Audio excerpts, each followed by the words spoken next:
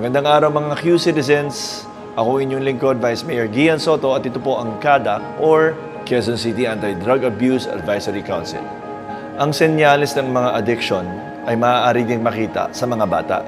Sa video na ito, ating makikilala si Pipoy at kung anong epekto ng addiction niya sa gadgets.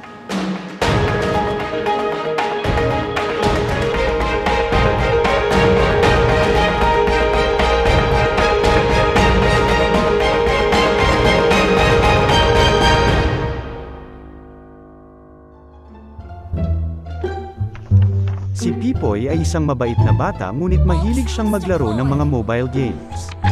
Araw-araw ay ginugugol niya ang lahat ng kanyang oras sa paglalaro ng mga mobile games. Noong una, ay ayos lang dahil pumapasa pa rin siya sa eskwelahan.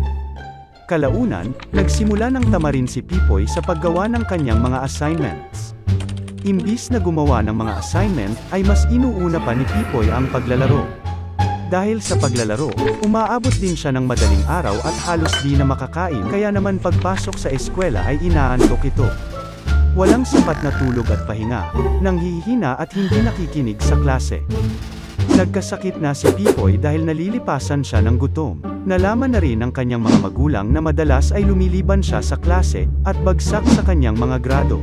Tinanggal ng kanyang mga magulang ang kanyang cellphone upang di makapaglaro. Labis ang pagkagalit ni Pipoy at nagwala siya sa bahay na hindi naman niya dating nagagawa. Si Pipoy ay nakakaranas ng adiksyon sa mobile games. Dahil sa kanyang pagkahumaling sa paglalaro, naapektuhan na ang kanyang kalusugan at pag-aaral.